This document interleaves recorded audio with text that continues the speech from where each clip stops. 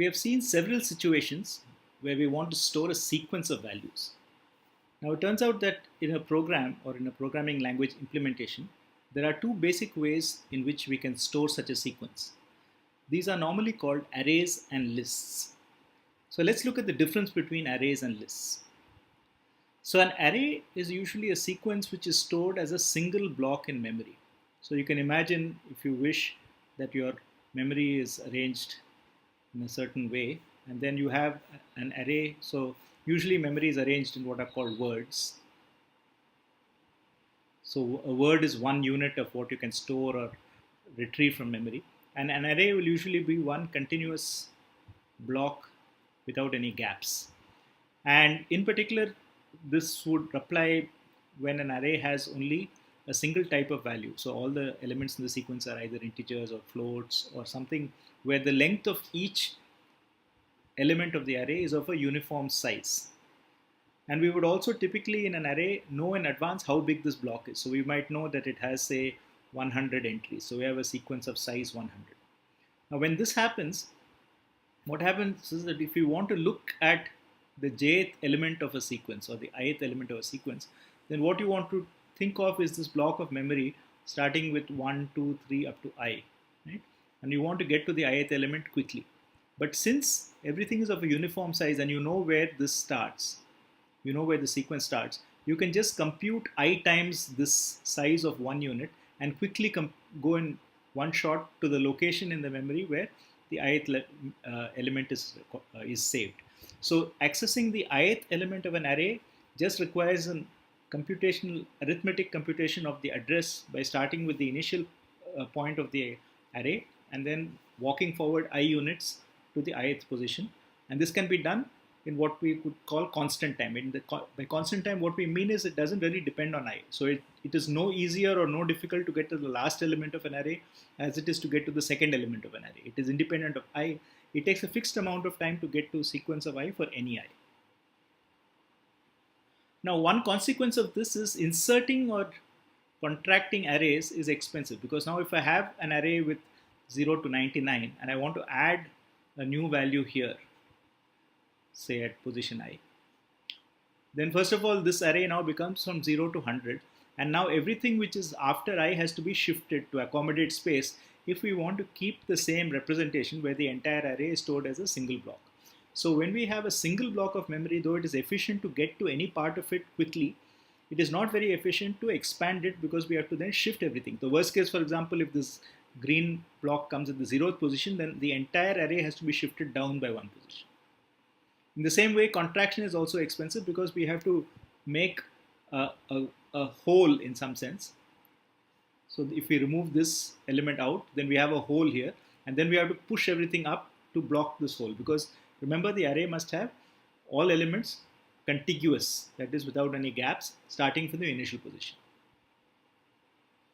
So the other way of storing a sequence is to store it one element at a time and not bother about how these elements are with respect to each other in the memory. So I can think of this memory as a large space, and now I might have one element here. Okay, so this is my first element, and then I will have a way of saying that from here the next element is somewhere else. So this is what we call a link. So very often in the implementation, these are called linked lists. So I might have the first element here. Now because of various reasons, I might end up putting the second element here, and so on. Right? So this, you can imagine that, if you have some, say, a space in your cupboard, and then you take out things and then you put things back, but you put things back in the first place where you have an empty slot, then the sequence in which you put things back may not respect the sequence in which they appear finally in the shelf. So here in the same way, we don't have any physical assumption about how these elements are stored. We just have a logical link from the first element to the next element and so on.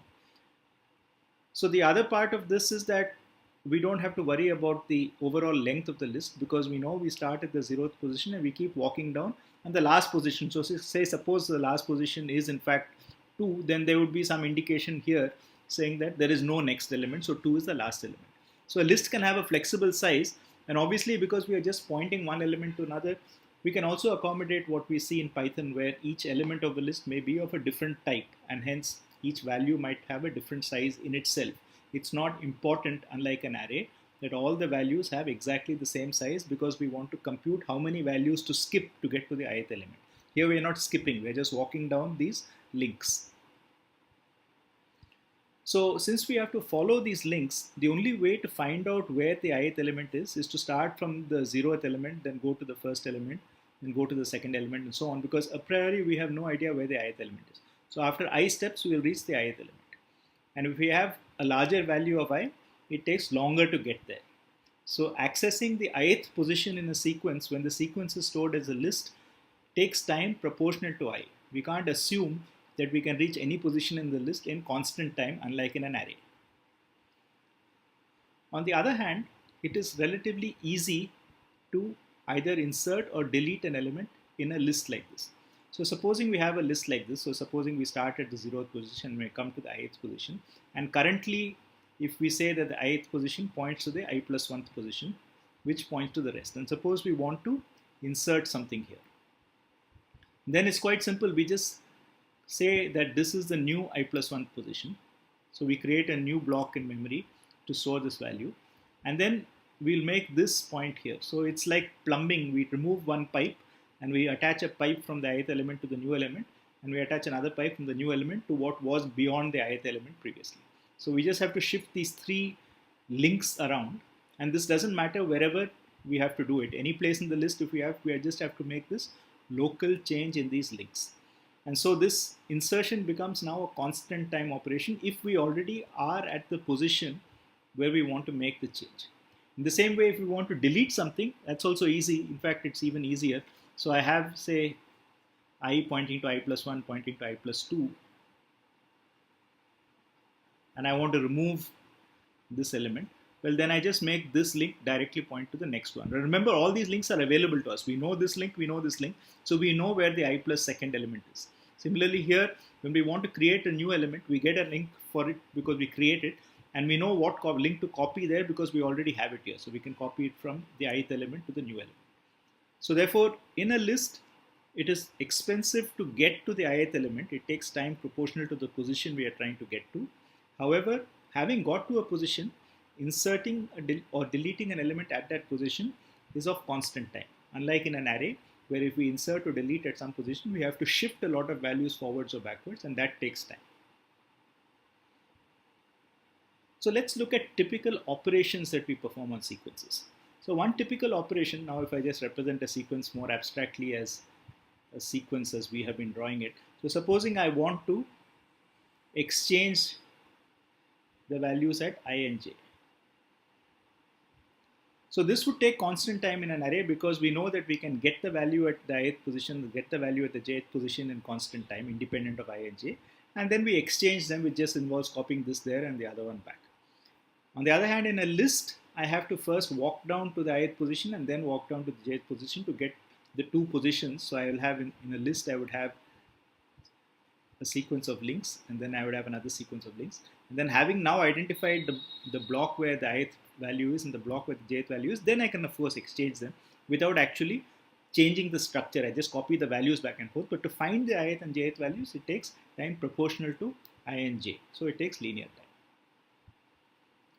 On the other hand, as we have already seen, if we want to delete the value at I, position I, or insert a value after position I, this we can do efficiently in a list because we just have to shift some links around. Whereas in an array, we have to do some shifting of a large bunch of values before or after the thing, and that requires us to take time proportional to I.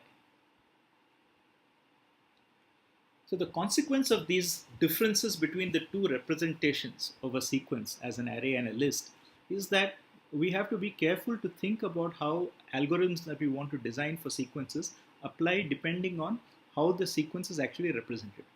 An algorithm which works efficiently for a list may or may not work efficiently for an array and vice versa.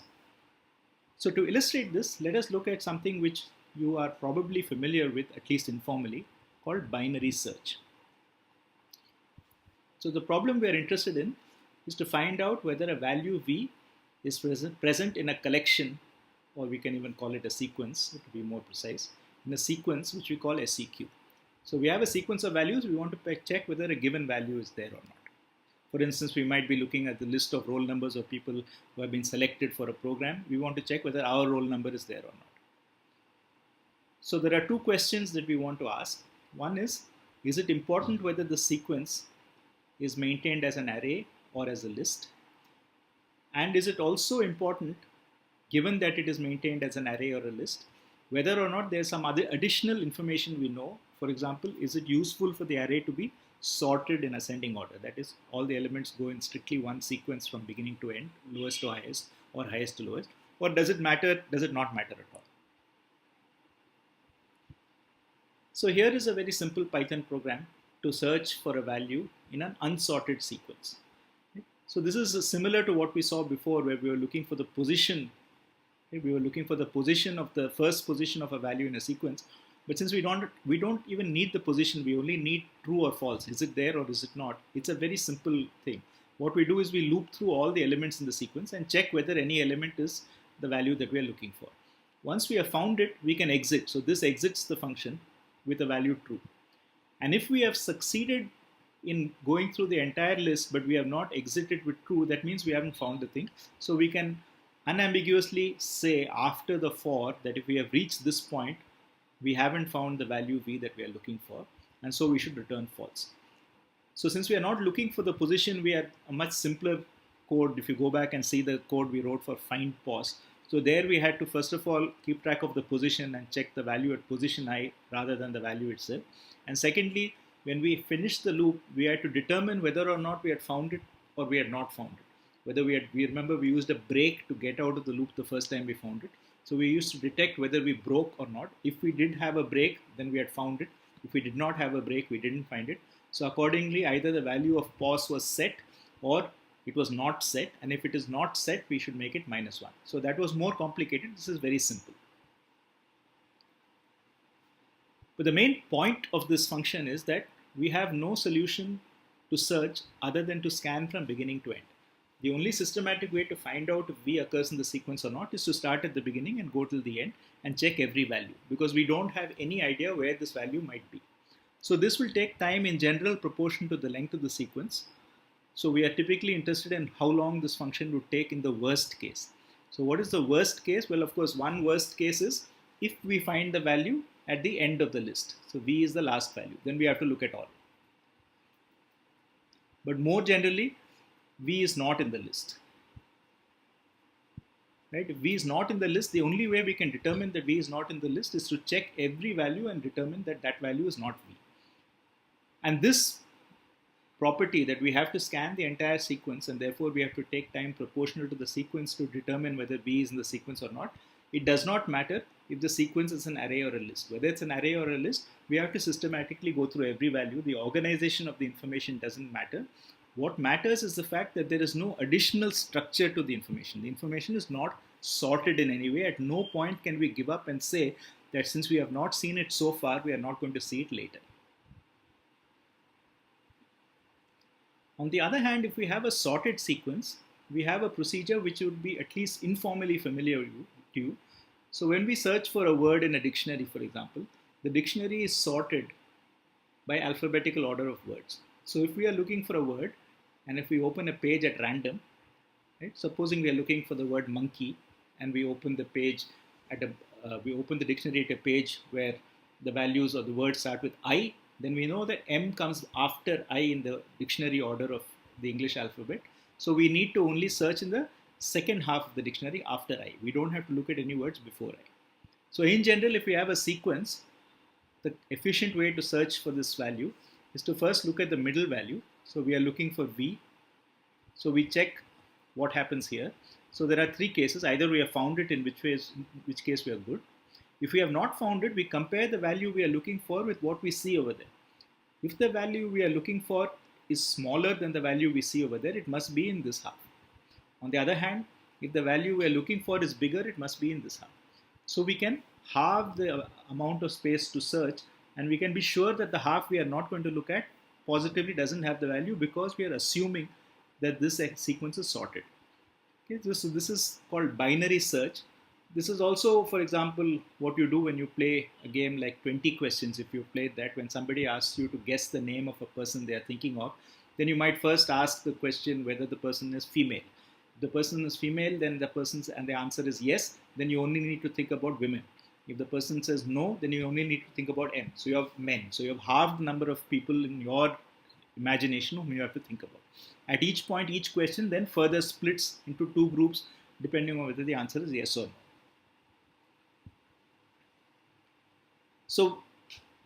So here is some Python code for binary search. So binary search in general will start with the entire list, and then, as we said, it will look at the midpoint and decide on the left. So we'll have to again perform binary search on this. How would we do that? Again, we'll look at the midpoint of this part, and then we'll again look at, say, the midpoint of the next part that we look at, and so on. So in general, binary search is trying to do a binary search for a value in some segment of the list. So we will demarcate that segment using LNR. So we are looking for the slice sequence starting with L and going to R minus 1. We are assuming that sequence is sorted, and we are looking for V there. So first of all, if the slice is empty, right? So this says the slice is empty. That is, we have gone halving the thing, and we have eventually run out of values to look at. Right? The last thing we looked at was a slice of length 1, and we divided it into 2, and we got a slice of length 0. So then we can say that we haven't found it yet, so we are not going to ever find it, and we return false. On the other hand, if the slice is not empty, okay, then what we do is we first compute the midpoint. So an easy way to compute the midpoint is to use this integer division operation. So supposing we have currently the slice from 4 to 7, then at the next point, we will take 11 by 2 integer wise, and we will go to 5. Right? So remember 4, 5, 6, 7. Okay.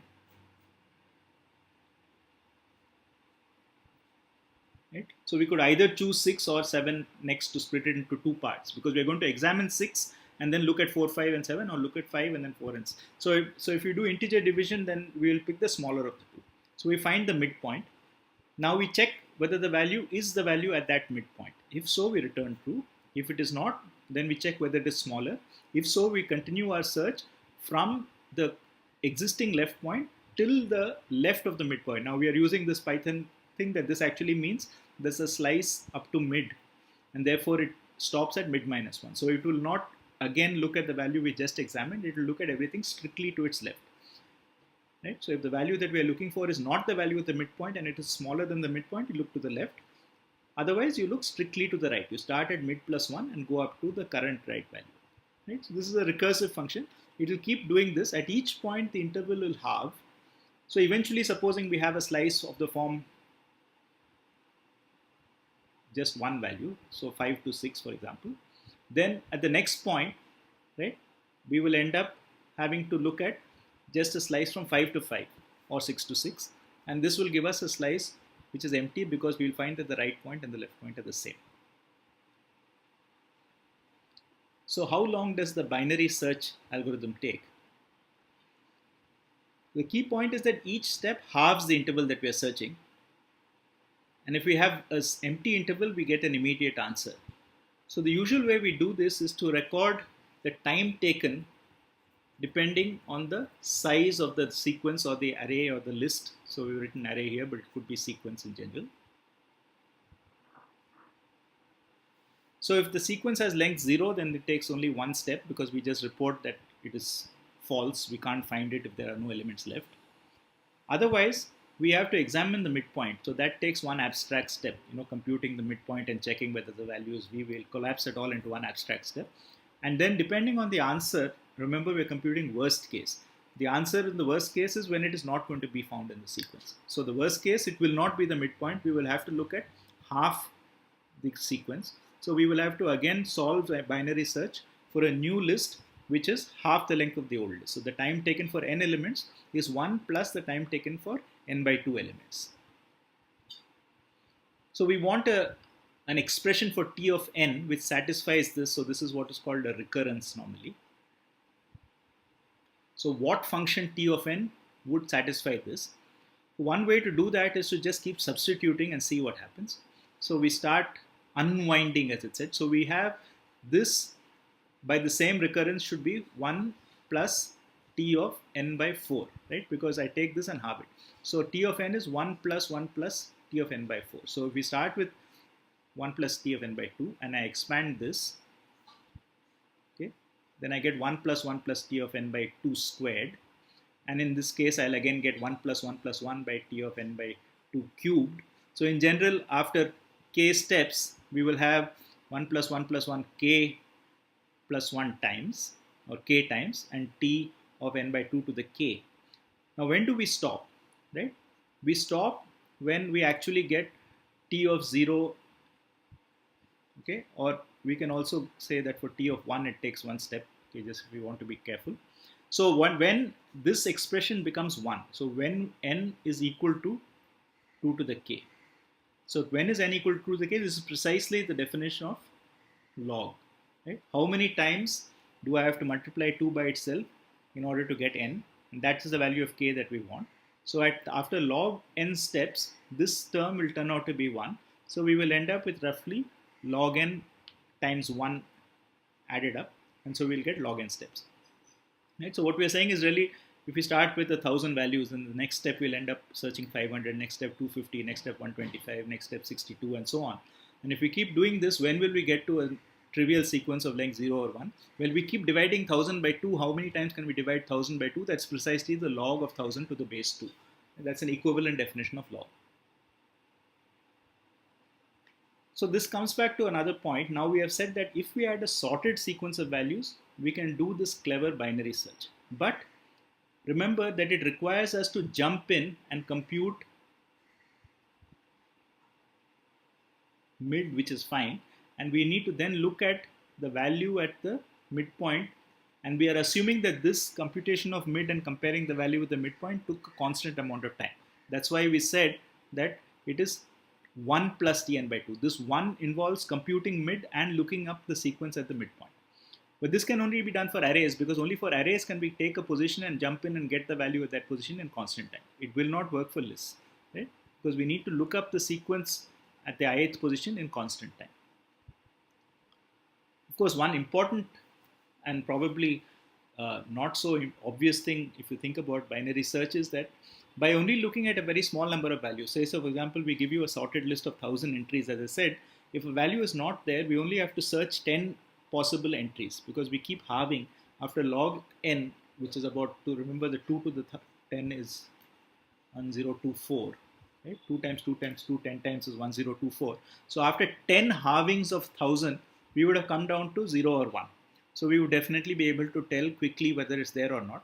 So we only look at 10 values out of 1,000. 990 values we don't look at all, unlike the unsorted case where we have to look at every possible value before we solve it. Right? So it's very efficient binary search, but it requires us to be able to jump into the ith position in constant time. And therefore, if I actually did a binary search on a list, even if it is sorted and not on an array, where I have to start at the 0th position and walk to the ith position by following links, unfortunately, binary search will not give me the expected bonus that I get when I use an array.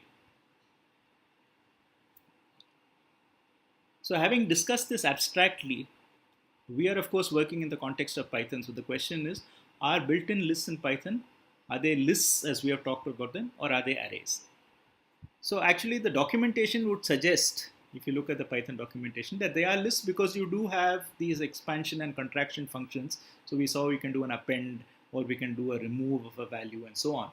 So they do support these flexible things which are typical of lists. However, Python supports this indexed position, right? So it allows us to look for a to the I, and if you try it out on a large list, you will find that it actually doesn't take that much more time to go to, say, you construct a list of 100,000 elements.